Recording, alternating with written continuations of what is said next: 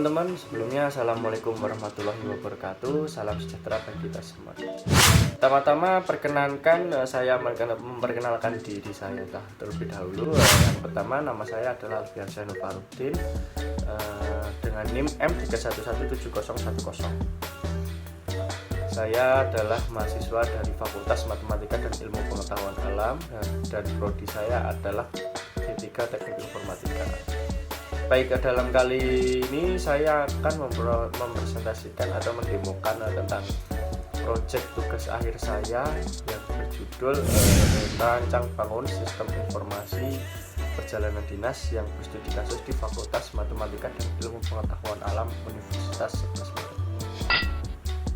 Baik, sebelumnya saya akan menceritakan kesan dan pesan saya dalam pengerjaan TA ini. Ada beberapa kesan baik dan kesan buruknya.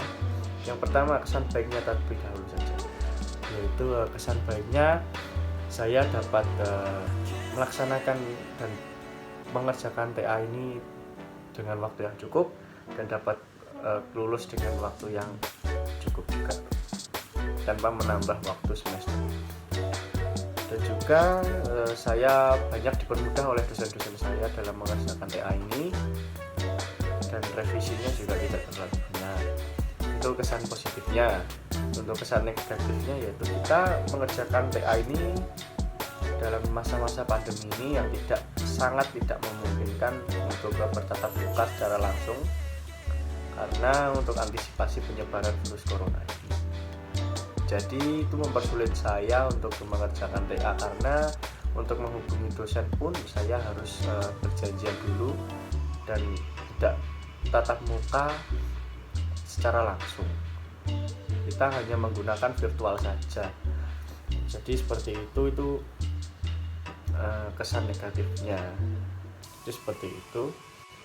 Baik, kita langsung mulai saja untuk pendemoan sistem saya ini. Oke, yang pertama-tama ini adalah halaman login admin. Oke, dari sistem saya ini akan saya jelaskan terlebih dahulu. Dalam sistem informasi perjalanan dinas ini ada dua aktor, yaitu admin dan kepegawaian.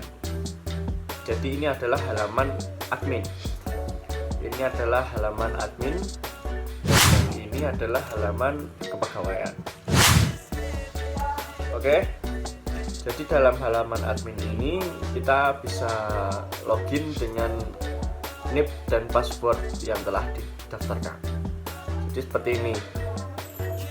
Kita akan login seperti ini. Jika berhasil login, kita akan di redirect ke halaman dashboard admin ini. Di halaman admin ini ada beberapa fitur yang terlekat pada halaman admin, yaitu pertama ini adalah dashboard dari grafik perjalanan ya. Untuk warna biru ini, grafik biru ini adalah yang menunjukkan grafik perjalanan yang disetujui oleh kepegawaian atau oleh bidang akademik nanti, dan grafik warna hitam ini adalah data yang menunjukkan data perjalanan ditolak oleh atasan, dan yang hijau ini masih menunggu persetujuan. Jadi ada 3 grafik di sini ya. Ini ada maksud tersendiri dalam setiap grafiknya. Tuh. Dan yang kedua ada fitur pegawai yang nantinya akan bisa untuk memonitoring atau mengoperasikan data pegawai. Berikut adalah halaman data pegawai yang telah saya inputkan seperti ini, kurang lebih seperti ini. Dan apabila kita akan menginputkan, kita bisa lewat fitur input ini, input pegawai seperti ini. Ini yang akan saya coba inputkan seperti ini. Oke, yang kedua adalah fitur perjalanan dinas. Fitur perjalanan dinas ini merupakan fitur yang nantinya akan kita olah datanya dan nantinya akan kita dikirimkan ke aktor selanjutnya, yaitu aktor kepegawaian. Jadi dalam perjalanan dinas ini ada data perjalanan dinas. Yang pertama ini akan tampil sebuah tabel seperti ini yang nantinya ada action-action tersendiri. Untuk tabelnya ada nomor surat, maksud perjalanan, tempat tujuan, jumlah orang yang nantinya akan berangkat, dan tanggal berangkat, tanggal kembali, serta status. Maka di sini bisa saya jelaskan jika nantinya suatu perjalanan itu masih menunggu, dia tidak akan bisa mencetak SP dan SPD. Apa itu SP? Apa itu SPD? Oke, SP itu adalah surat perintah atau surat tugas yang biasanya kita sebut karena di setiap kantor atau di setiap instansi itu berbeda-beda penyebutnya seperti itu. Dan apa itu SPD? SPD adalah surat perjalanan dinas yang nantinya akan jadi pengantar bagi aktor itu untuk melakukan perjalanan dinas, yang nantinya akan keluar data-data perjalanan maupun data-data biaya, tingkat biaya, lama perjalanan, dan sebagainya. Seperti itu. Jadi ini dari jumlah orang ini nanti akan kita samakan biayanya apabila nanti nomor suratnya sama. Sebagai contoh, ini pada nomor 1 ini jumlah orangnya ada 2, maka nanti di SPD-nya jumlah tagihan atau jumlah biaya nanti bisa ditotal dengan suatu acuan, yaitu nomor surat. Apabila nanti aktor yang melaksanakan perjalanan dinas hanya 1, maka akan 1 jumlahnya. Apabila ada 2, maka satu perjalanan itu sudah dibagi menjadi 2 orang untuk tingkat biayanya seperti itu.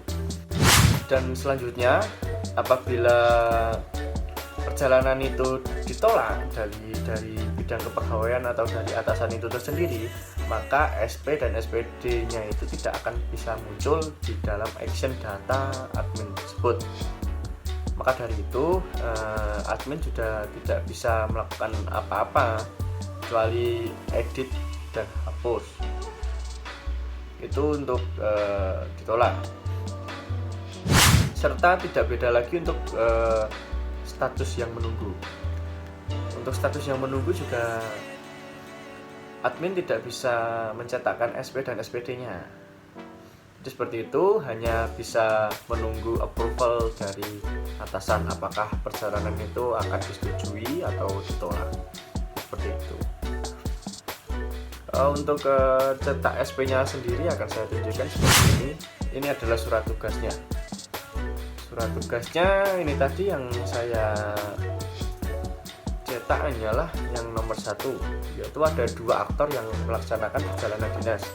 Jadi seperti ini akan tampil nama, NIP, pangkat atau golongan, jabatan, unit organisasi, tugas, tempat, dan waktu. Jadi seperti itu. Kurang lebih untuk cetak SP-nya seperti ini. Apabila nanti ada 2 aktor yang berangkat, maka akan ada 2 list nama di sini. Jadi seperti itu. Kita coba cek untuk cetak SPD-nya. Oke, jadi untuk cetak SPD-nya seperti ini. Akan tampil seperti ini, kolom-kolom tabel seperti ini.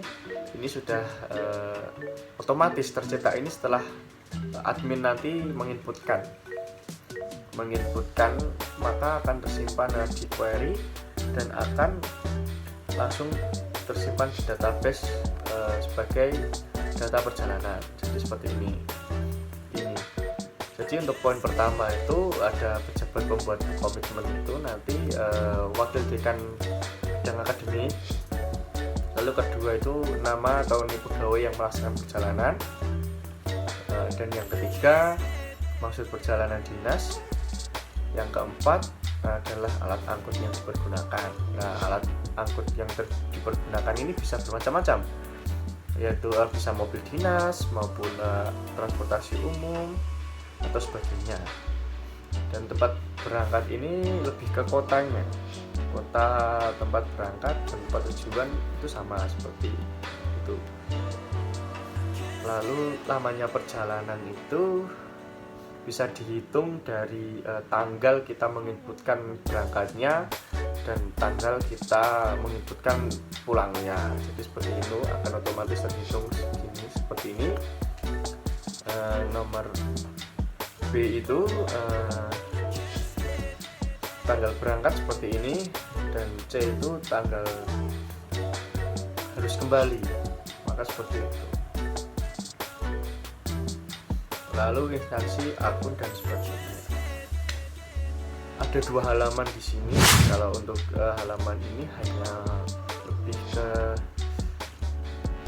tanda tangan approval saja dari berbagai macam pihak yang nantinya akan melaksanakan perjalanan dinas. Seperti itu. Oke, yang selanjutnya saya akan menjelaskan tentang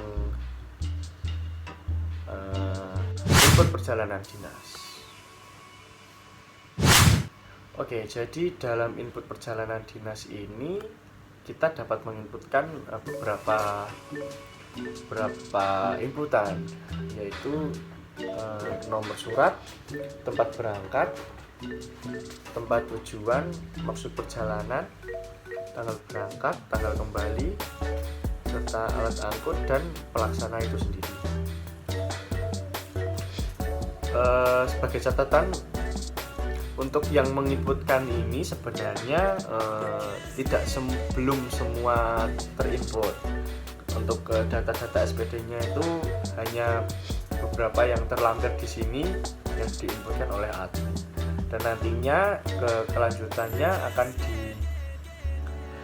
akan dilanjutkan input oleh bidang kepegawaian. Jadi seperti itu. Bisa untuk melanjutkan pengeditan itu apabila nanti approvalnya itu disetujui perjalanannya. Seperti itu. Terus yang selanjutnya ada fitur laporan ini. Fitur laporan ini adalah fitur laporan yang dapat digunakan saat suatu perjalanan itu selesai dilakukan. Contoh, kita akan buat laporan di sini. Akan tampil seperti ini.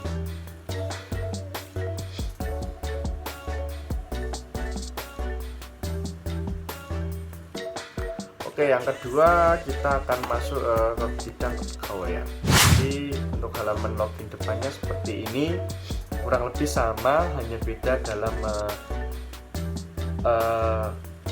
user loginnya. Jadi level user loginnya itu hanya itu yang membedakannya. Oke, jadi kita akan login. Kurang lebih seperti ini. Ini halaman depan itu mesti grafik. Dan fiturnya itu berbeda, hanya ada 3, yaitu grafik, data perjalanan, serta laporan. Itu. Untuk grafiknya kurang lebih sama, ini menunjukkan sama data perjalanan yang sama oleh bidang admin tadi. Dan selanjutnya kita akan menuju ke halaman data. Nah, data ini akan muncul apabila admin mengajukan suatu perjalanan yang nantinya akan dilakukan oleh seseorang dan menginputkan tadi, seperti yang saya sampaikan sebelumnya. Admin tidak melakukan input keseluruhan, tetapi selanjutnya akan ditambahkan oleh bidang kepegawaian ini apabila perjalanan ini disetujui. Jadi seperti itu. Dalam action ini ada 3, yaitu tolak, detail, dan validasi. Jadi seperti itu. Kalau kita validasi berarti otomatis kita menyetujuinya, seperti itu. Dan nantinya akan kita tambahkan inputannya. Jadi seperti itu. Untuk nomor surat tersendiri ini sama seperti yang admin inputkan tadi, dan isinya isi dari tabel dari data perjalanan ini yaitu nomor surat, maksud perjalanan, tempat tujuan, jumlah orang, tanggal berangkat, tanggal kembali, dan status perjalanan. Seperti itu. Ini kita lihat detailnya seperti ini. Ini adalah detail data perjalanan yang dalam halaman bidang kepegawaian. Seperti itu. Oke, maka akan kita validasi suatu perjalanan ini dan kita lihat nantinya seperti ini. Oke, untuk ke nomor surat masih ada ya, untuk dasarnya belum ada, tempat berangkat belum ada, tempat berangkat sudah ada, maaf, tempat tujuan sudah ada, maksud perjalanan sudah ada, untuknya ini belum ada, tanggal berangkat belum ada, tingkat biaya belum ada, alat angkut belum ada, instansi serta akun belum ada. Nah, tugas dari kepegawaian apabila menyetujui perjalanan ini adalah menambahkan inputan ini. Jadi seperti itu. Karena tidak semua admin itu menahu tentang surat perjalanan dinas. Maka dari itu tugas admin itu hanya melakukan inputan yang nantinya akan diteruskan oleh kepegawaian, dan kepegawaian akan mengapprove serta menvalidasi data itu dan serta menambahkan datanya. Seperti itu. Oke, dan nantinya akan keluar di bidang admin lagi, dan admin dapat menyetujui mencetak SP dan SPD-nya. Kurang lebih sistem saya seperti itu. Dan satu lagi, kita menginputkan data itu harus sesuai dengan SOP, standar operasional. Jadi seperti ini, itu harus valid dan harus bisa dibuktikan secara kebenarannya. Seperti itu. Dalam halaman kepegawaian ini ada satu aktor, yaitu bidang kepegawaian yang nantinya akan mengapprove ini semua. Baik, terima kasih telah melihat video saya ini. Semoga bisa bermanfaat bagi semuanya dan semoga bisa sebagai contoh bagi adik-adik nanti yang nantinya akan melakukan tugas akhir ini. Tetap semangat, jaga mood, berdoa. Gusti berkahi. Wassalamualaikum warahmatullahi wabarakatuh.